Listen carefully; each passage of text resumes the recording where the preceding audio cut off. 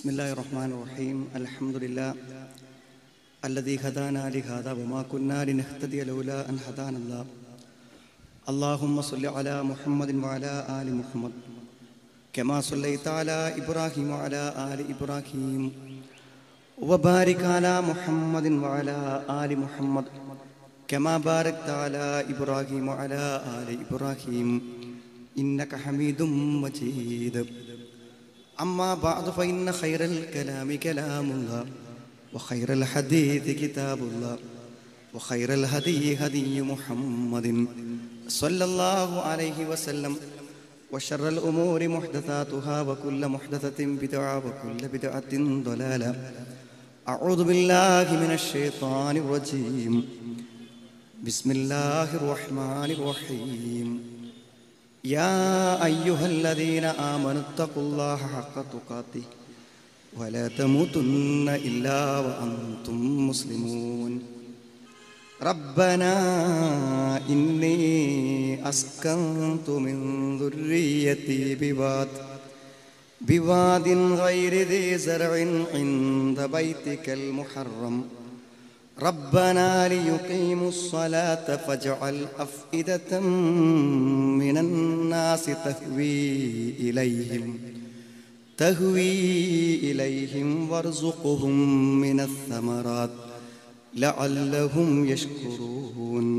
സ്നേഹമുള്ള സത്യവിശ്വാസികളെ, സത്യവിശ്വാസിനികളെ, സഹോദരി സഹോദരന്മാരെ, സർവശക്തനായ അള്ളാഹുവിനെ സൂക്ഷിച്ചുകൊണ്ട് ജീവിക്കണേ എന്ന് എന്നെയും നിങ്ങളെയും ഞാൻ ഓർമ്മപ്പെടുത്തുകയാണ്.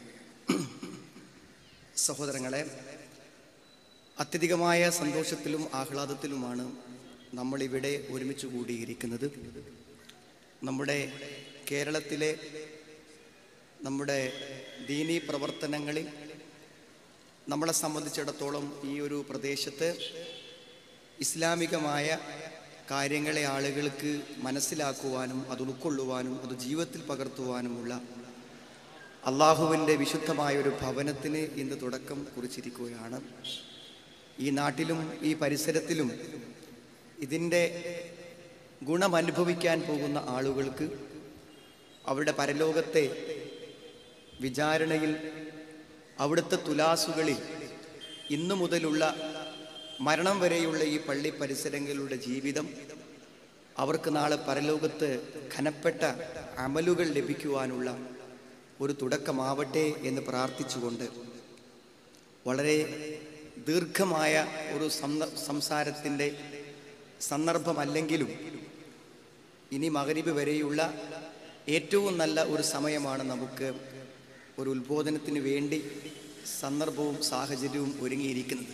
സഹോദരങ്ങളെ, ആളുകൾ ഇന്ന് ചോദിച്ചുകൊണ്ടിരിക്കുന്ന ഒരു ചോദ്യം, അതിൻ്റെ ഉത്തരം കണ്ടെത്തുവാൻ നിങ്ങളോടൊപ്പമുള്ള ഒരു എളിയ ശ്രമമാണ് ഞാൻ നടത്താൻ ഉദ്ദേശിക്കുന്നത്. ജീവിതത്തിൽ തങ്ങളെപ്പോലെ നല്ലവരായി തങ്ങളുടെ മക്കളും കുടുംബങ്ങളും ജീവിക്കണമെന്ന് ആഗ്രഹിച്ച് അവർക്ക് മദ്രസകളും സംവിധാനങ്ങളും ദീനീ പഠന കേന്ദ്രങ്ങളും എല്ലാം ഒരുക്കി പ്രതീക്ഷകളോടുകൂടെ തൻ്റെ മക്കളുടെ ഭാവികൾക്ക് വേണ്ടി കാത്തിരിക്കുന്ന ആളുകൾക്ക് ചിലപ്പോഴെല്ലാം അപ്രതീക്ഷിതമായ വാർത്തകൾ കേൾക്കേണ്ടി വരാറുണ്ട്. അതിൻ്റെ എണ്ണം മുമ്പത്തേതിനേക്കാളും വർദ്ധിച്ചു വന്നിരിക്കുന്നു എന്നാണ് നമ്മുടെ എല്ലാവരുടെയും അനുഭവങ്ങൾ സൂചിപ്പിക്കുന്നത്. നമ്മുടെ ആൺമക്കളാകട്ടെ പെൺമക്കളാകട്ടെ, നമ്മൾ ഒരിക്കലും പ്രതീക്ഷിക്കാത്ത ചില പരാമർശങ്ങളും ചില ആഗ്രഹങ്ങളും അവിടെ അടുക്കൽ നിന്ന് ജീവിതത്തിൻ്റെ ചില പ്രത്യേക പ്രായത്തിലും സമയത്തിലും വരികയാണ്. അത് ഒരു പക്ഷേ നമുക്ക് നമ്മുടെ ജീവിതത്തിലുള്ള എല്ലാ അഭിമാനങ്ങളെയും പിച്ച് ചീന്തപ്പെടുന്ന ആവശ്യങ്ങളാണ് മക്കൾ ആവശ്യപ്പെടുന്നത്. ഒരു പക്ഷേ ഒരു 18 19 വയസ്സ് വരെ തൻ്റെ മകളുടെ ഏതേത് ആഗ്രഹങ്ങളുണ്ടോ അതൊക്കെ സാധിച്ചു കൊടുക്കാൻ വേണ്ടി ജീവിതത്തിൽ എന്തും ചിലവഴിക്കാൻ തയ്യാറുള്ള, ഒരിക്കൽ പോലും ഒന്ന് പറ്റില്ലെന്നോ നോ എന്നോ പറയാത്ത ഒരു രക്ഷിതാവ് ഒരു പക്ഷേ ഇനി പറ്റില്ലെന്ന് പറയേണ്ടി വരുന്ന ഒരു നിർബന്ധിതാവസ്ഥയിലേക്ക് നയിക്കപ്പെടുന്ന ഒരവസരം ഇന്ന് പലപ്പോഴും വന്നുകൊണ്ടിരിക്കുന്നുണ്ട്. ഞാൻ അങ്ങനെ വിശാലമായി മുഖവുര പറയേണ്ടതില്ല, നിങ്ങൾക്ക് മനസ്സിലായി കാണും. ഒരിക്കലും നമ്മുടെ ദീനിനു നിരക്കാത്ത വാർത്തകളും വർത്തമാനങ്ങളുമാണ് വന്നുകൊണ്ടിരിക്കുന്നത്.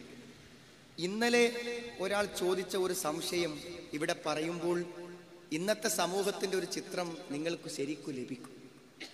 ഒരാൾ എന്നോട് ചോദിക്കുന്ന ഒരു ചോദ്യം, ഒരു പ്രായപൂർത്തിയായ ഒരു പെൺകുട്ടി ഒരാളുടെ കൂടെ ഇറങ്ങിപ്പോയിരിക്കുന്നു. 20 ദിവസമായി അവർ അവിഹിതമായി ജീവിക്കുകയാണ്. ഇപ്പോൾ ഒരു 2-3 ആഴ്ച കഴിഞ്ഞപ്പോൾ അവർക്ക് തോന്നുന്നു അത് വിവാഹം കഴിച്ച് ഹലാലായി ഒരു നല്ല നിലക്ക് ജീവിക്കണമെന്ന് അവർക്ക് ആഗ്രഹം വന്നിട്ടുണ്ട്. അപ്പോൾ അവർ ഞങ്ങളെയൊക്കെ സമീപിച്ചിട്ട് വാപ്പനോടൊന്ന് പറഞ്ഞ് അതിനൊരു പരിഹാരം ഉണ്ടാക്കണമെന്ന് ആവശ്യപ്പെട്ടിരിക്കുകയാണ്. അയാൾക്ക് അറിയേണ്ട ഒരു പ്രശ്നം അതാണ്, വാപ്പനും ഇമ്മനും നോക്കേണ്ട ആവശ്യമില്ല, ആ വിവാഹം നടത്താൻ മതപരമായി എന്തെങ്കിലും നിർവാഹമുണ്ടോ? വാപ്പ ചെയ്യൂല എന്ന് പറഞ്ഞാൽ അത് ചെയ്തു കൊടുക്കാൻ എന്തെങ്കിലും ഒരു മാർഗം നിർദ്ദേശിക്കാൻ പറ്റുമോ എന്നാണ് അയാൾ ചോദിക്കുന്നത്. എന്നിട്ട് അദ്ദേഹം എന്നോട് പറഞ്ഞു, ഈ നാട്ടിലെ പല ആളുകളും പറയുന്നുണ്ട്, ഉസ്താദുമാരും ഒക്കെ പറയുന്നുണ്ട്, അതിനൊന്നും ഒരു പ്രശ്നമല്ല, അത് നിങ്ങളൊരു വക്കാലത്ത് തന്നാൽ എനിക്ക് നിർവഹിക്കാവുന്നതുള്ളൂ എന്ന് പറയുന്നു. എന്താണ് അതിൻ്റെ ഇസ്ലാമികമായ മാനം?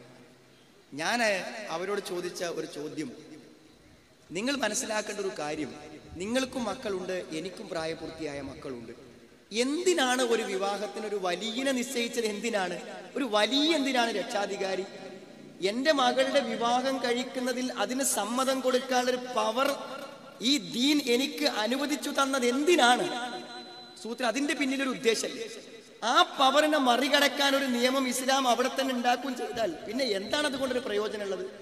അപ്പൊ നിങ്ങൾ മനസ്സിലാക്കേണ്ടത്, ഒരു അന്യ ചെറുപ്പക്കാരന്റെ കൂടെ അവിഹിതമായി ഇറങ്ങിപ്പോയ ഒരു പെൺകുട്ടിക്ക് വിവാഹം നടത്തി കൊടുക്കാനുള്ള ഒരു വഴിയായിട്ടാണോ ഈ വക്കാലത്തും കാര്യങ്ങളൊക്കെ ഏൽപ്പിച്ചു കൊടുത്തിരിക്കുന്നത്? അതാണ് നിങ്ങൾ പറയുന്നത്. മാത്രമല്ല, ഇന്ന് ഇറങ്ങിപ്പോകാൻ ആകെ ഒരു ഭയമേ പെൺകുട്ടികൾക്കും ആൺകുട്ടികൾക്കുള്ളൂ. എന്ത്? ഇത് ഇറങ്ങിപ്പോയാൽ അവിഹിതമായി ജീവിക്കണമല്ലോ കാലാകാലം, ഇതൊരു കല്യാണമായി നടത്തി തരില്ലല്ലോ എന്നുള്ളൊരു ബേജാറിലാണ് ചെറിയൊരു ശതമാനം ആളുകൾ പിടിച്ചു നിൽക്കുന്നത്. ഇത് ഇറങ്ങിപ്പോയാൽ 3-ാമത്തെ ആഴ്ച പള്ളി കമ്മിറ്റി വന്ന് നിക്കാഹ് കഴിച്ചു കൊടുക്കുമെന്നുണ്ടെങ്കിൽ പിന്നെ ഇവിടെ ഇനി എന്താണ് ഒരു പ്രശ്നമായി അവശേഷിക്കുന്ന കാര്യം എന്താണ്? അപ്പോൾ നിങ്ങളോട് അവർക്ക് ഈ വ്യഭിചാരത്തിൽ കുറ്റബോധമുണ്ടെങ്കിൽ അവർ ചെയ്യേണ്ടത് എന്താണ്? അവളുടെ 19 വയസ്സ് വരെ അവൾക്ക് വേണ്ടി എല്ലാം അർപ്പിച്ചു കൊടുത്തൊരു പിതാവ് ജീവിച്ചിരിക്കുന്നില്ലേ? അക്ബറുൽ കബായിർ, പാപങ്ങളിൽ ഏറ്റവും വലിയ പാപം ആ പിതാവിന്റെയും മാതാവിന്റെയും മനസ്സിനെ വേദനിപ്പിക്കലാണ്. ആ മഹാപാപത്തിനു ശേഷമാണ് ഈ വ്യഭിചാരത്തെ പരിഗണിക്കേണ്ടത്. അതുകൊണ്ട് ആ വാപ്പയുടെയും ഉമ്മയുടെയും മുന്നിൽ ചെന്ന് ചെയ്തു പോയ തെറ്റിനുള്ള അങ്ങേയറ്റത്തെ പശ്ചാത്താപം അള്ളാഹുവോട് പ്രകടിപ്പിക്കുന്നതോടൊപ്പം തന്നെ അവർ ചെയ്യേണ്ട ഒരു കാര്യമുണ്ട്, ആ വാപ്പനും ഇമ്മനെയും പൊരുത്തപ്പെടിക്കണം. അത് ഏറ്റവും പ്രധാനപ്പെട്ട കാര്യമാണ്. അത് ചെയ്യാൻ വേണ്ടി അവളെ പറഞ്ഞയക്കാൻ പറ്റുന്നൊരു ഘട്ടം ഇപ്പോഴാണ്. നിനക്ക് കുറ്റബോധം തോന്നുന്ന നിമിഷം അവന്റെ അടുക്ക് എഴുന്നേറ്റ് പോരുക, എന്നിട്ട് വീട്ടിക്ക് ചെല്ലുക, വാപ്പനെ കാണുക, എന്നിട്ട് തെറ്റ് ഏറ്റു പറയുക, ആ മനസ്സിന്റെ വേദനകളെ പരിഹരിക്കുക, ആ കുടുംബത്തിനേറ്റ അപമാനത്തിനെ പരിഹരിക്കുക, എന്നിട്ട് ആത്മാർത്ഥമായി പശ്ചാത്തപിച്ച് വാപ്പ സമ്മതിക്കുന്നുവെങ്കിൽ വീണ്ടും അത് വിവാഹമായി അവന്റെ കൂടെ പോകാൻ വാപ്പക്ക് സമ്മതം ഉണ്ടെങ്കിൽ നടക്കും. അതിനെ, ആ നിയമത്തെ മറികടക്കാനുള്ള വല്ല വകുപ്പും ഈ സമൂഹത്തിലെ ചില ആളുകൾ ഇടപെട്ടുകൊണ്ട് ഉണ്ടാക്കി കൊടുത്താൽ സഹോദരങ്ങളെ പിന്നെ എന്ത് നിയന്ത്രണം അവിടെ ഉണ്ടാവുക? ഞാൻ എന്തിനിത് പറഞ്ഞു എന്നതിൽ പക്ഷെ നിങ്ങൾ ചിന്തിക്കുന്നുണ്ടായിരിക്കും. സഹോദരങ്ങളെ, ഇതൊക്കെ ഇറങ്ങിപ്പോയ കുട്ടികളെ കുറിച്ചൊക്കെ പറയുമ്പോൾ അവർ ചോദിക്കുന്ന ഒരു ചോദ്യം, ഞങ്ങളോളം നേരെയാണ് വളർത്തിയത്, നന്നായി നമസ്കരിപ്പിച്ചു, നന്നായി ദീന് പഠിപ്പിച്ചു കൊടുത്തു, മദ്രസിൽ ഇത്ര കൊല്ലം പറഞ്ഞയച്ചു, എന്നിട്ട് എന്തേ ഞങ്ങളുടെ മകൾ ഇങ്ങനെ ചെയ്യാൻ എന്നൊരു ചോദ്യം. ആ ചോദ്യമാണ് സുഹൃത്തുക്കളെ ഞാൻ ഉത്തരം കാണാൻ ശ്രമിക്കുന്ന ചോദ്യം. നമുക്കൊക്കെ മക്കളുണ്ട്, അവരെ കുറിച്ചൊക്കെ നമുക്ക് നല്ല പ്രതീക്ഷകളാണുള്ളത്. അവരുടെ രാത്രി നമസ്കാരത്തെക്കുറിച്ച് പോലും നമുക്ക് സന്തോഷമുണ്ട്. അവിടെ മഫ്തയും അവിടെ ജീവിതവും എല്ലാം നമുക്ക് സന്തോഷകരവും ഒക്കെയാണ്. ഇങ്ങനത്തെ കുട്ടികളാണ് ജീവിതത്തിൽ ഒരിക്കൽ ഇങ്ങനെ ഒരു ആവശ്യം ഉന്നയിക്കുന്നത്. ഇവിടെ ഒരു വലിയ തിരിച്ചറിവ് നമുക്കുണ്ടാവേണ്ടതുണ്ട് സഹോദരങ്ങൾ. അതെന്താന്ന് ചോദിച്ചാൽ, സാഹചര്യം വളരെ പ്രധാനപ്പെട്ട ഒരു കാര്യമാണ്. നിങ്ങൾ ശരിക്കും മനസ്സിലാക്കണം. അതായത് നിങ്ങൾ നന്നായി വളർത്തിക്കൊണ്ടുവന്ന ഒരു കുട്ടിക്ക് ആ കുട്ടി താമസിക്കുന്നതും ജീവിക്കുന്നതും ഇടപെടുന്നതും പിന്നീട് ഒരു തെറ്റായ സാഹചര്യത്തിലാണെങ്കിൽ നിങ്ങളുടെ എല്ലാ പ്രതീക്ഷയും തെറ്റിക്കുന്ന തലത്തിൽ ആ കുട്ടി അണ്ട് ഇറങ്ങിപ്പോകും. ഞാൻ 2-3 ദിവസം മുമ്പ് ഒരു വലിയ ക്യാമ്പസിലൂടെ നടന്നു പോയപ്പോൾ സഹോദരങ്ങളെ, പരസ്യമായി സ്കൂളിലെയും മറ്റു സ്ഥലങ്ങൾക്ക് കുട്ടികൾ ആണും പെണ്ണും വന്ന് ആ വലിയ ക്യാമ്പസിന്റെ വരാന്തയിലും പാർക്കിലും ഇരുന്നിട്ട് വളരെ വൃത്തികെട്ട നിലക്കുള്ള ബന്ധങ്ങൾ നമുക്കതിൽ നടന്നു പോകുമ്പോൾ കാണാൻ പറ്റും. ഇതൊക്കെ ആ വീടുകാരോ കുടുംബക്കാരോ ആരും അതിനെപ്പറ്റി അറിയുന്നില്ല. സാഹചര്യങ്ങൾ ഏറ്റവും പ്രധാനപ്പെട്ടതാണ്. ഈ സാഹചര്യങ്ങളിൽ ഒന്നാമത്തെ സാഹചര്യമാണ് എന്തറിയോ, നമ്മുടെ വീടും നമ്മുടെ കുടുംബവും ഒരു ദീനി ചുറ്റുപാടിലാവുമെന്നത്. അതിന് നമ്മുടെ നാട്ടിലുള്ള ഏക മാർഗം ഒരു പള്ളിയാണ്. ഒരു പള്ളി എന്ന് പറഞ്ഞാൽ വെള്ളിയാഴ്ചത്തെ ഒരു ജുമ മാത്രം കാണരുതേ സഹോദരങ്ങളെ. ഒരു പള്ളി ഒരു കുട്ടിയുടെ മനസ്സിലുണ്ടാക്കുന്ന സ്വാധീനവും ഒരു കുടുംബ ജീവിതത്തെ ഇസ്ലാമികവൽക്കരിക്കുവാനുള്ള അത് വഹിക്കുന്ന പങ്കും ഒരു പക്ഷേ വാക്കുകളെ കൊണ്ടോ ഒരു പ്രബന്ധം കൊണ്ടോ പ്രസംഗം കൊണ്ടോ പറഞ്ഞു തരാൻ പറ്റിയ ഒരു കാര്യം. ഞാൻ ഓതി വെച്ച ആയത്ത് നിങ്ങൾക്കൊക്കെ പരിചയമുള്ള ആയത്താണ്. സഹോദരങ്ങളെ, ജീവിതത്തിൽ നിങ്ങൾ ഇന്നൊരു വീട് വെക്കാൻ എന്തൊക്കെ സൗകര്യം നിങ്ങൾ കാണുന്നുണ്ടോ ആ സൗകര്യങ്ങളെക്കാളും മുൻഗണന നൽകേണ്ട സൗകര്യം എന്താണ്? വെള്ളമില്ലാത്തടത്ത് നമ്മൾ വീട് വെക്കുമ്പോൾ സുഹൃത്തുക്കളെ ഒരിക്കലും വെക്കൂല. റോഡ് വരാത്തൊരു സ്ഥലത്ത് ഒരാൾ വീട് വെക്കും ഇല്ല. ഫോണിന് റേഞ്ച് ഇല്ലാത്ത സ്ഥലത്ത് ഒരാൾ വീട് വെക്കും. മനസ്സിലായി? ഒരു ചെറിയൊരു വഴി നടന്നു വരാനില്ലാത്തടത്ത് ഒരാൾ ഒരു വീട് വെക്കും. നല്ലൊരു അയൽവാസി ഇല്ലാത്ത സ്ഥലത്ത് ഒരാൾ വീട് വെക്കും. ഇല്ലെങ്കിൽ സഹോദരങ്ങളെ നിങ്ങൾ ചോദിച്ചു നോക്കൂ, പള്ളി ഇല്ലാത്ത സ്ഥലത്ത് ആൾക്കാർ വീട് വെക്കും. ഞാൻ പറയുന്നു, പള്ളി ഇല്ലാത്ത സ്ഥലത്ത് ആൾ വീട് വെക്കും. കാരണം എത്രയോ ആളുകൾ വീട് വെച്ചിട്ട് പറയുന്നുണ്ട്, ഒരൊറ്റ പ്രശ്നം അവിടെ ഉള്ളൂ, അവിടെ പരിസരത്തൊരു പള്ളി ഇല്ല. സഹോദരങ്ങളെ, നമ്മുടെ കാഴ്ചപ്പാടിലുള്ള മാറ്റത്തെ കുറിച്ചാണ് ഞാൻ ആവശ്യപ്പെടുന്നത്. കാഴ്ചപ്പാടിലുള്ള മാറ്റം. നിങ്ങൾ വീട്ടിൽ ട്യൂഷൻ ആളെ കൊടുന്നോ എന്നൊന്നും പ്രശ്നമല്ല. പള്ളിയും ബാങ്കും നമസ്കാരവും ക്ലാസും പ്രസംഗങ്ങളും പ്രഭാഷണങ്ങളും ദീനിയായി ആളുകൾ ജീവിക്കുന്നത് കൺകുളിർമയോടുകൂടെ കാണാൻ നമ്മുടെ മക്കൾക്ക് അവസരം നൽകുന്നതിൽ പള്ളിക്ക് വളരെ പങ്കുണ്ട്. അത് ഫലപ്രദമായി നടന്നു പോകുന്ന ഒരു പള്ളിയാണെങ്കിൽ ഇബ്രാഹിം നബി അലൈഹി സ്വലാമിന്റെ ആ പ്രാർത്ഥന ഒന്ന് മനസ്സിൽ ഒന്നും കൂടെ അർത്ഥം വെച്ച് നോക്കൂ സഹോദരങ്ങളെ. റബ്ബനാ ഇന്നി അസ്കൻതു മിൻ ദുർരിയതി ബിവാദിൻ ഗൈരി ദീ സറഇൻ ഇൻദ ബൈതികൽ മുഹറം. റബ്ബനാ ഇന്നി അസ്കൻതു മിൻ ദുർരിയതി. റബ്ബേ, എൻ്റെ മക്കളെ ഞാൻ കൊടുന്ന് താമസിപ്പിച്ചിരിക്കുകയാണ്. ബിവാദിൻ, ഒരു താഴ്വര. താമസിപ്പിക്കുന്ന താഴ്വരക്കുള്ള ഒന്നാമത്തെ ഗുണം തന്നെ അവിടെ ഇല്ലാന്നാണ്. ഗൈരി ദീ സറഇൻ, കൃഷികളില്ലാത്തൊരു സ്ഥലത്ത്. സുഹൃത്തുക്കളെ, ഭക്ഷണമില്ലാത്ത സ്ഥലത്ത് കുടുംബത്തെയും കുട്ടികളെയും കൊടുന്നാക്കിയിരിക്കുകയാണ് ഇബ്രാഹിം നബി അലൈഹി സ്വലാം. ഞാൻ പറഞ്ഞ ആ ഇബ്രാഹിം നബി അലൈഹി സ്വലാമാണ് ലോകത്തിന് നമുക്ക് മാതൃക. ഷെയ്ഖ് മുഹമ്മദ് അബ്ദുൽ വഹാബ് റഹിമഹുല്ല അദ്ദേഹത്തിന്റെ കിതാബു തൗഹീദിൽ തൗഹീദിനെ തഹ്കീക്ക് ചെയ്തവർ, സാക്ഷാത്കരിച്ചവർ എന്ന് പറയുന്ന കൂട്ടത്തിൽ ഒന്നാമത് കൊടുത്ത ആയത്ത് ഇബ്രാഹിം നബി അലൈഹി സ്വലാമിനെ കുറിച്ചുള്ള ആയത്താണ്. തൗഹീദ് എന്നുള്ള സഹോദരങ്ങളെ, തൗഹീദ് സാക്ഷാത്കരിക്കാൻ ദീന് മുഴുവനാകാന്ന അതിന്റെ അർത്ഥം. ദീനിന്റെ എല്ലാ കാര്യവും പൂർത്തിയാകും തൗഹീദ് സാക്ഷാത്കരിച്ച ഒരാൾക്ക്. അതിൽ ഒന്നാമത്തെ ആളായി എണ്ണിയത് ഇബ്രാഹിം നബി അലൈഹി ഇസ്ലാമിന്. ആ ഇബ്രാഹിം നബി ഇസ്ലാം ഉമ്മത്ത് എന്ന് പറഞ്ഞാൽ ഏറ്റവും നല്ലൊരു കുതുവത്ത്, ഏറ്റവും നല്ലൊരു മാതൃക. ആ ഇബ്രാഹിം നബി ഇസ്ലാം മാതൃകയാക്കണം. നമ്മൾ എന്താ ചെയ്യേണ്ടത് വെച്ചാൽ, നമ്മളൊരു 2 സെന്റ് സ്ഥലം ഒരു സ്ഥലത്ത് വീടിന് വാങ്ങുമ്പോൾ അതിന്റെ വിലയെക്കാളും അതിന്റെ മറ്റെന്തു കാര്യത്തെക്കാളും ഒന്നാമത്തെ പരിഗണന എന്തിനാ കൊടുക്കേണ്ടത്? ഭാവിയിലെങ്കിലും നമുക്ക് പോകാൻ. എങ്ങനെ സഹോദരങ്ങളെ ബാങ്ക് കൊടുക്കുമ്പോൾ ഒരു പുരുഷൻ ജമാഅത്തിന് പോകാതെ ഇരിക്കുക? നിങ്ങൾ ഒന്ന് ആലോചിച്ച് നോക്കണമെങ്കിൽ എങ്ങനെ ഒരാൾ ഇരിക്കുക? ജമാഅത്തിന് പള്ളിയിൽ പോകാതെ എങ്ങനെ ഒരാൾ ഇരിക്കുക? അതിനൊരു സൗകര്യമില്ലെങ്കിൽ 2ാമത്തെ ദിവസം അയാൾ അവിടെ താമസം മാറൂല. നമ്മൾ അങ്ങനെ ചിന്തിക്കണം. ഞാൻ പറഞ്ഞു, പള്ളി ഇല്ലാത്തടത്ത് ഒരു മുസ്ലിം എങ്ങനെ താമസിക്കും? നമ്മുടെ ചോദ്യം അതാണ്. കൃഷിയില്ലാത്ത സ്ഥലത്ത്, വെള്ളമില്ലാത്ത സ്ഥലത്ത്, അയൽവാസികളില്ലാത്ത സ്ഥലത്ത്, വിപത്തുക്കൾ വരുമ്പോൾ ഓടി വരാൻ ആളില്ലാത്ത സ്ഥലത്ത് ഞാൻ എൻ്റെ മക്കളെ താമസിപ്പിക്കുന്നു. എന്താ അവിടെ ഉള്ളത്? ലിയുഖീമുസ്സലാ, അവർക്ക് നമസ്കരിക്കാൻ അവിടെ സൗകര്യമുണ്ട്. സുഹൃത്തുക്കളെ, മനസ്സിലായിക്കോളൂ, ദീൻ നമുക്ക് കിട്ടിയോ ബാക്കിയൊക്കെ പടച്ചോ നമുക്ക് തരും. ദീനിന്റെ കാര്യത്തിൽ നമ്മൾ പ്രാധാന്യം കൊടുത്തത് സ്വീകരിച്ചാൽ ബാക്കിയെല്ലാം അള്ളാഹു നമുക്ക് തരും. പക്ഷേ എല്ലാ സൗകര്യങ്ങളും ആയതിനു ശേഷം ദീനിനെ കുറിച്ച് ചിന്തിക്കുന്നവരാണ് പലപ്പോഴും നമ്മൾ. അള്ളാഹുവിൽ നിന്ന് എല്ലാം നമുക്ക് കിട്ടാൻ ഉള്ളൊരു മാർഗം, ദീനിന്റെ എല്ലാ കാര്യങ്ങളും നമ്മൾ ശരിക്കും നിർവഹിക്കാൻ തുടങ്ങിയാൽ ബാക്കി സാഹചര്യങ്ങളൊക്കെ പടച്ചോ നമുക്ക് ഒരുക്കി തരും. നമ്മൾ കുഴിച്ച കിണറിൽ വെള്ളം കാണും, അപ്പൊ പടച്ചോ നമുക്ക് കാണിച്ചു തരും. നമ്മുടെ പള്ളിക്ക് പ്രാധാന്യം കൊടുത്തെടുത്തൊരു സ്ഥലമാണെങ്കിൽ അവിടെ അള്ളാഹു നമുക്ക് അയൽവാസികളെ തരും.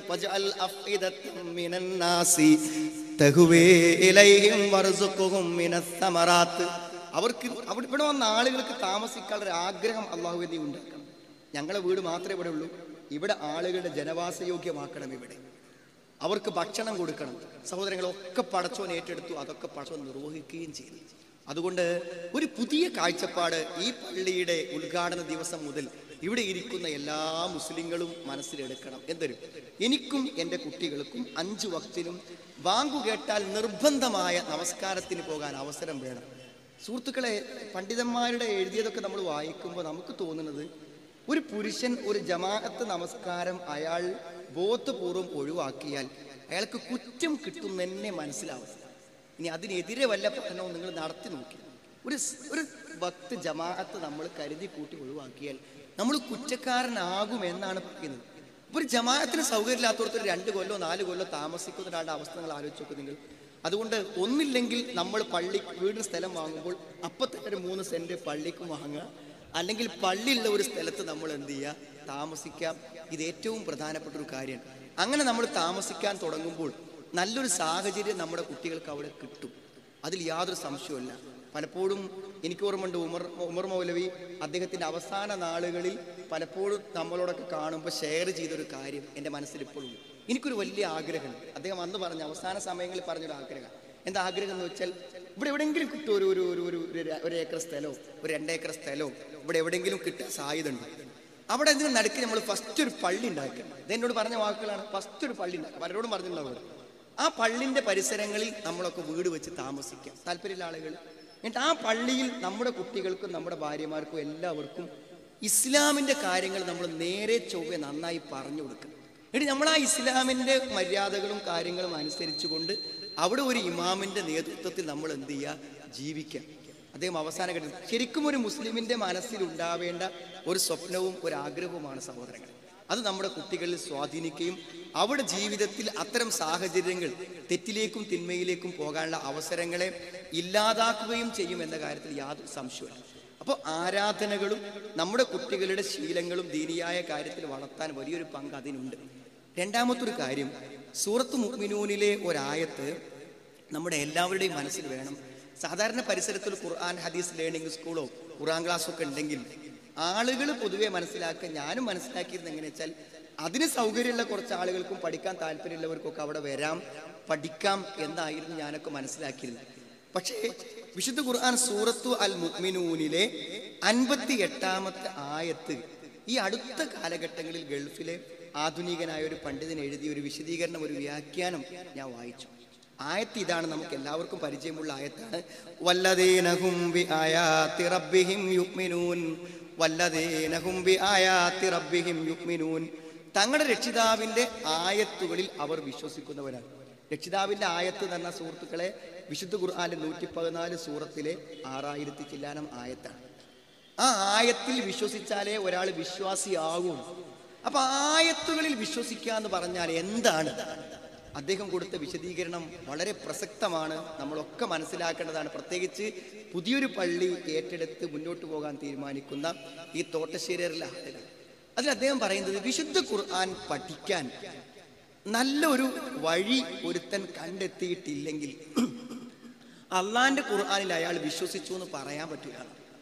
കാരണം അള്ളാഹു ഇത്രയും സമ്പന്നമായ ഒരു ആശയത്തെ, ദീനിനെ ഖുർആനിലൂടെ നമുക്ക് തന്നിട്ട് അത് ജീവിതത്തിൽ ഒരു ആഴ്ചക്ക് 1 മണിക്കൂറെങ്കിലും ചെലവഴിച്ച് അത് പഠിക്കുന്നതിനൊരു സംവിധാനം ഉണ്ടാക്കണമെന്ന് ആലോചിക്കാത്തവൻ എങ്ങനെയാണ് അള്ളാഹുവിൻ്റെ വചനങ്ങളിൽ വിശ്വസിക്കുന്നു എന്ന് എങ്ങനെ പറയുമെന്നാണ് അദ്ദേഹം ചോദിക്കുന്നത്.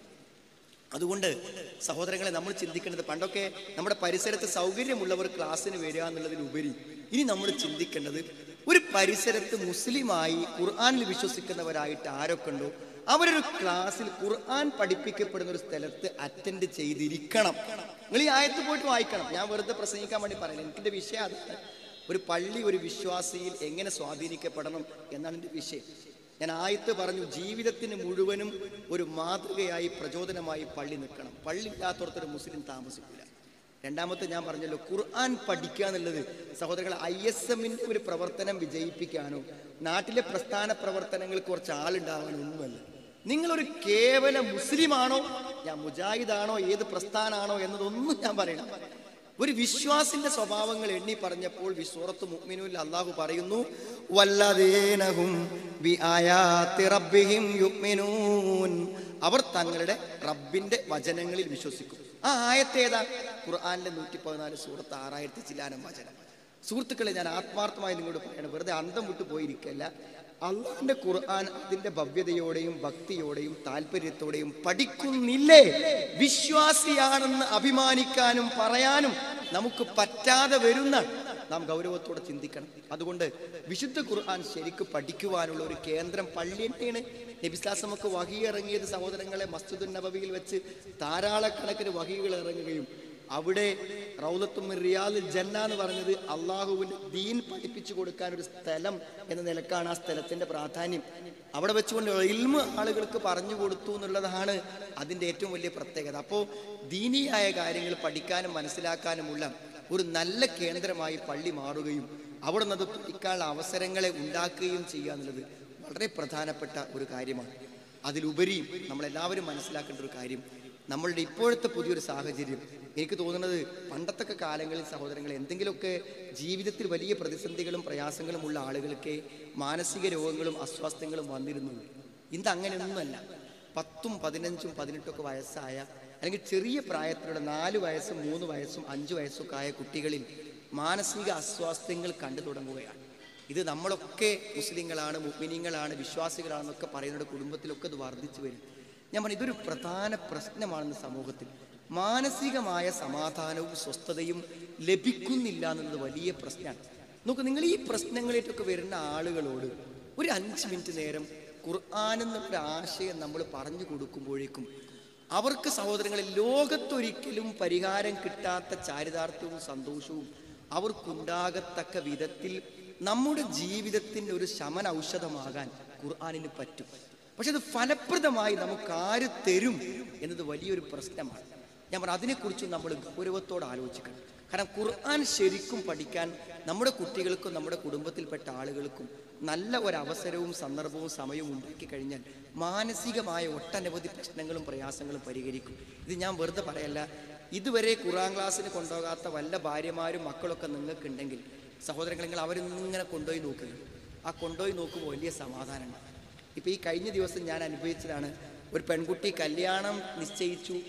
പക്ഷെ അവൾക്ക് എന്താണെന്ന് വിചാരിച്ചാൽ കല്യാണത്തോട് അടുത്ത് വരുമ്പോൾ കല്യാണത്തിനെ പറ്റി ഭയങ്കര ബേജാറ്. കല്യാണം വേണ്ട വാപ്പാന്ന് പറയും. വാക്കൊക്കെ കൊടുത്ത് നടക്കാനിരിക്കാൻ. അപ്പം അദ്ദേഹം എന്നോട് പറഞ്ഞൊരു കാര്യം എന്താ വെച്ചാൽ, ഇവൾക്ക് ഇങ്ങനെ പഠനവും കാര്യങ്ങളൊക്കെ തിരക്കായതുകൊണ്ട് ഇപ്പോൾ ഒരു ക്ലാസ്സിൽ ഞങ്ങൾക്ക് കൊണ്ടുപോകാൻ പറ്റില്ല. ക്ലാസ്സിന് പോയി അന്ന് ഇങ്ങനത്തെ ഒരു പ്രശ്നം ഉണ്ടായിരുന്നില്ല എന്ന്. അതായത് കോളേജിൽ പോകുന്ന പെൺകുട്ടിയെ ഒരു ക്ലാസ്സുകളിൽ അറ്റൻഡ് ചെയ്യിപ്പിക്കാൻ പറ്റി അന്ന് ഇവൾക്കൊരു പ്രോബ്ലം ഇല്ല. സഹോദരങ്ങളെ, വലിയ മനഃശാസ്ത്രജ്ഞന്മാരൊന്നും ക്ലാസ് എടുക്കണ്ട. ഒരു അരമണിക്കൂർ നേരം ഒരു ഉത്ബോധനം സഹോദരന്മാരെ നമ്മുടെ മക്കളും നമ്മുടെ ഭാര്യമാരും നമ്മുടെ പ്രായമായവരൊക്കെ കേട്ടാൽ നമുക്ക് എന്തൊരു സമാധാനവും സന്തോഷവും വീട്ടിൽ കിട്ടുന്നറിയുങ്ങൾ.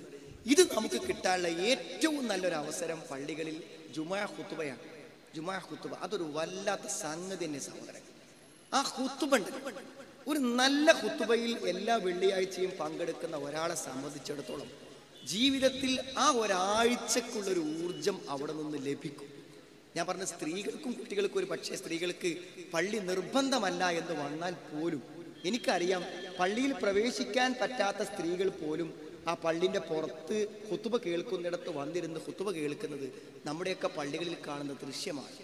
എന്തിനാണ് ശരഈയായ ഒരു ഉദറുണ്ടായിട്ട് പോലും പള്ളിയിലേക്ക് അവർ വരുന്നതെന്ന് ചോദിച്ചാൽ ആ ഒരാഴ്ചത്തെ അരമണിക്കൂർ സംസാരം അവർക്ക് നൽകുന്ന മാനസിക സന്തോഷവും ചാരിതാർത്ഥ്യവും വലുതാണ്. അതൊക്കെ ശരിക്കിപ്പോൾ നമുക്ക് മനസ്സിലായി കഴിഞ്ഞാൽ നിങ്ങളിപ്പോൾ ഒരു 5 ആൾ ഒരു നാട്ടിൽ നിന്ന് വന്നു വിചാരിക്കും. ഈ സാഹസത്തിൽ ഒരു 5 ആൾ മുജാഹിദീങ്ങളുടെ 5 ആൾ അവരുടെ നാട്ടിൽ പള്ളി ഉണ്ടെങ്കിൽ ഇന്ന് വൈകുന്നേരം പോയി അവരെന്താ ചെയ്യാറെങ്കിൽ അവരേതെങ്കിലും 5 ആളെ സ്ഥലത്ത് ഒരു സ്ഥലത്ത് 4 സെന്റ് എടുക്കാൻ പറ്റുമെങ്കിൽ ആ 4 സെന്റ് സ്ഥലം അവർ 5 ആളും കൂടെ ഷെയർ ചെയ്ത് വാങ്ങിയിട്ട് ഒരു ഷെഡെങ്കിലും കെട്ടി അവരവിടെ ചുമത്തോടാം. ഞാൻ പറഞ്ഞ അത്ര വലിയ സമാധാനവും സന്തോഷം. അതുകൊണ്ടാണ് അള്ളാഹു റസൂൽ പറഞ്ഞത്, ജുമാകൾ ഒഴിവാക്കുന്നതിൽ നിന്ന് നിങ്ങൾ ജുമാക്ക് പോകാതിരിക്കുന്ന നിന്നും ജനങ്ങൾ വിരമിക്കട്ടെ. അല്ലെങ്കിൽ അള്ളാഹു അവിടെ ഹൃദയങ്ങളിൽ സീല് വെക്കുന്നതാണ്. സഹോദരങ്ങളെ, ഹൃദയങ്ങൾക്ക് സീല് വെച്ച് പോയാൽ ആ മനസ്സുകൾ മരിച്ചു കഴിഞ്ഞു, ഒന്നും അങ്ങോട്ട് കിടക്കൂല. അതുകൊണ്ട് ഖുതുബ കേൾക്കാന്നില്ല, അത് ഖുർആനിന്റെ സ്പർശനമുള്ള പരലോകത്തെക്കുറിച്ച് ഓർമ്മപ്പെടുത്തുന്ന അള്ളാഹുവിന്റെ റസൂൽ സല്ലല്ലാഹു അലൈഹി മിമ്പറിൽ വെച്ച് നിർവഹിച്ച ഖുതുബയുടെ ഷർത്തുകളും സിഫത്തുകളും ഒക്കുന്ന ആത്മാർത്ഥതയുള്ള നല്ല സംസാരങ്ങൾ കേൾക്കുന്നതിലൂടെ ആ ഒരു മാറ്റം നമുക്ക് സൃഷ്ടിക്കാൻ പറ്റും. അത് പള്ളികളുടെ ഏറ്റവും വലിയ ഗുണമാണ്. ഞാൻ ഒരു കാര്യം കൂടെ പറഞ്ഞ് അവസാനിപ്പിക്കാം സഹോദരങ്ങളെ. എനിക്ക് പറയാനുള്ള ഏറ്റവും പ്രധാനപ്പെട്ട ഒരു കാര്യം, ഒരു സംശയമല്ല, ഈ തോട്ടശ്ശേരിക്കാരെ സംബന്ധിച്ചിടത്തോളം ഇന്നു മുതൽ ഈ പള്ളി ഉദ്ഘാടനം ചെയ്യപ്പെട്ടത് മുതൽ യാതൊരു സംശയവും വേണ്ട, നാളെ പരലോകത്ത് ചെല്ലുമ്പോൾ അവർക്ക് ഏറ്റവും വലിയ ആഹ്ലാദം നൽകുവാനും നാളെ മീസാൻ തുലാസിൽ തൂക്കപ്പെടുമ്പോൾ നാളെ ഏറ്റവും അധികം സമാധാനം കിട്ടാനുമുള്ള ഒട്ടനവധി നന്മകളുടെ ഒരു വലിയ കവാടമാണ് ഈ പള്ളിയുടെ ഗേറ്റുകൾ തുറക്കുന്നതോടുകൂടെ തുറന്നിരിക്കുന്നത്. അതുകൊണ്ട് ഈ നാട്ടുകാരായ ആളുകൾ സദാസമയവും ആ പള്ളി ഉപയോഗപ്പെടുത്താനും ജമാഅത്തുകളിൽ പങ്കെടുക്കുവാനും നാളെ പരലോകത്ത് നമ്മുടെ മീസാൻ ഉന്നതമാക്കുവാനും നമ്മൾ പരിശ്രമിക്കണം. ഈ കഴിഞ്ഞ ദിവസം ഷെയ്ഖുൽ ഇസ്ലാം ഇബ്നു തൈമിയ്യയുടെ ഒരു വാക്ക് വായിച്ചപ്പോൾ എനിക്ക് മനസ്സിലായ ഒരു കാര്യം, അദ്ദേഹം പറയുന്നത് ഒരു തൗഹീദില്ലാത്ത ശിർക്ക് ചെയ്യുന്ന കാഫിറായ ഒരാൾക്ക് ഹിസാബുണ്ടോ നാളെ പരലോകത്ത്? ഹിസാബിൻ്റെ ആവശ്യമില്ല. കാരണം അയാൾക്ക് തൂങ്ങാൻ ഒരു അമലുമില്ലല്ലോ. മീസാനിൽ അയാളുടെ തുലാസിൽ വെക്കാൻ ഒരു നന്മയും അയാൾക്കില്ല. കാരണം തൗഹീദില്ലാത്ത ഒരു കാര്യവും അള്ളാഹു നന്മയായി പരിഗണിക്കൂല. അപ്പം അയാളെ നേരെ നരകത്തേക്കാണ് കൊണ്ടുപോകും. 70,000 ആളുകൾ വിചാരണ കൂടാതെ സ്വർഗത്തേക്കും പോകും. പിന്നെ സഹോദരങ്ങളെ, ആ മീസാനിൽ തൂങ്ങുന്നത് ആരുടെ അമലാണ് എന്ന് ഒന്ന് ആത്മാർത്ഥമായി മനസ്സിൽ വിചാരിച്ചു നോക്കൂ നിങ്ങൾ. ശിർക്ക് ചെയ്തോൻ്റെ അമലിന് ഒരു വസനുമില്ല. അതുകൊണ്ട് അത് അങ്ങനെ അവൻ നരകത്തേക്കാണ് പോകും. 70,000 ആളുകൾ വിചാരണ കൂടാതെ സ്വർഗത്തേക്കും പോകും. പിന്നെ ഈ അമലുകൾ തൂക്കപ്പെടുക എന്നുള്ളത് ആരതായിരിക്കും? ഞാനും നിങ്ങളും അള്ളാഹുവോട് രക്ഷ തേടേണ്ടത് അവിടെയാണ്. നമ്മുടെ ജീവിതത്തിലെ സാമ്പത്തികവും അതേപോലെ തന്നെ വൈകാരികവുമായ എല്ലാ രംഗത്തുമുള്ള നന്മ തിന്മകളെ തൂക്കാനാണ് ആ തുലാസ്. കോടിക്കണക്കിന് വരുന്ന ആളുകൾ ശിർക്കിൽപ്പെട്ട് ഒരു നന്മകൾക്കും തൂക്കമില്ലാതെ നഷ്ടപ്പെട്ടു പോകുമ്പോൾ എൻ്റെയും നിങ്ങളുടെയും നന്മകളെ മീസാനിൽ വെക്കപ്പെടുമ്പോൾ നാം ആലോചിക്കണം, അത് വലിയൊരു വിചാരണ. ചിലപ്പോൾ എളുപ്പം വിചാരണയാകും, ചിലപ്പോൾ കണിശമായ വിചാരണകൾക്ക് വിധേയമാക്കപ്പെടും. അവിടെ വിചാരണയ്ക്ക് മുന്നിൽ തുലാസുമായി ചെല്ലുമ്പോൾ വീട്ടിൻ്റെ ഗേറ്റ് തുറന്ന് വാങ്ങ് കൊടുക്കുമ്പോൾ പള്ളിയിലേക്ക് പോകാനൊരു പള്ളിയുണ്ട് സഹോദരങ്ങളെ. ആ പള്ളിയോട് ബന്ധപ്പെട്ട നന്മകൾ നമുക്ക് കണക്കില്ലാത്ത പ്രതിഫലങ്ങൾ നൽകും, നരകത്തിൽ നിന്നുള്ള മോചനം നൽകും. അതുകൊണ്ട് നമ്മുടെ നാട്ടിലും ഉള്ള പള്ളികളെ ഉപയോഗപ്പെടുത്തുവാനും ആ പള്ളികളില്ലാത്തവർ പള്ളികളെക്കുറിച്ച് ചിന്തിക്കുവാനുമുള്ള ഒരു പ്രചോദനമായി തീരാൻ ഈ സന്ദർഭം നമുക്ക് ഉപകരിക്കട്ടെ. ഇവിടെ പങ്കെടുത്ത നമുക്ക് എല്ലാവർക്കും അള്ളാഹു മഹത്തായ പ്രതിഫലം പ്രദാനം ചെയ്യുമാറാവട്ടെ. ഈ പള്ളി തുടക്കം മുതൽ അതിൻ്റെ എല്ലാ നിലക്കും നമ്മുടെ ദീനിയായ നിലക്ക് പ്രയോജനപ്പെടാവുന്ന ഒരു സ്ഥാപനമായി തീരാൻ അള്ളാഹു തൗഫീക്ക് പ്രദാനം ചെയ്യട്ടെ. പ്രബോധന രംഗത്ത് ധാരാളം പ്രയാസങ്ങൾ നമ്മൾ അനുഭവിച്ചുകൊണ്ടിരിക്കുന്നുണ്ട്. നാളെ വെള്ളിയാഴ്ചയാണ്. പല സ്ഥലങ്ങളിലും ചില പ്രയാസങ്ങളും ബുദ്ധിമുട്ടുകളൊക്കെ നമ്മുടെ മനസ്സിൻ്റെ സഹോദരങ്ങളെ, എല്ലാറ്റിലും നിങ്ങളൊക്കെ ആത്മാർത്ഥമായി ഒറ്റയ്ക്കും സംഘമായിട്ടൊക്കെ നിങ്ങളുടെ ആത്മാർത്ഥമായ പ്രാർത്ഥന വേണം. ഒരു നല്ല ഇഖ്ലാസോടുകൂടെ മറ്റൊരു താല്പര്യങ്ങളും ഇല്ലാത്തൊരു പ്രബോധന കൂട്ടായ്മയാണ് നമ്മുടേത്. അതുകൊണ്ട് നമ്മുടെ ആത്മാർത്ഥമായ പ്രാർത്ഥനകളാണ് നമ്മുടെ ഏറ്റവും വലിയ പ്രതീക്ഷ. അള്ളാഹു പ്രബോധന രംഗത്തുള്ള എല്ലാ പ്രയാസങ്ങളെയും നീക്കി പ്രബോധന മാർഗം നമുക്ക് അള്ളാഹു എളുപ്പമാക്കി തീരുമാറാവട്ടെ. നമ്മുടെ നന്മകളെ അള്ളാഹു കബൂൽ ചെയ്യട്ടെ. റബ്ബനാ ആതിനാ ഫിദ്ദുനിയ ഹസന വഫിൽ ആഖിറതി ഹസനത വഖിനാ അദാബന്നാർ. വൽഹംദുലില്ലാഹി റബ്ബിൽ ആലമീൻ. അല്ലാഹുമ്മ സ്വല്ലി അലാ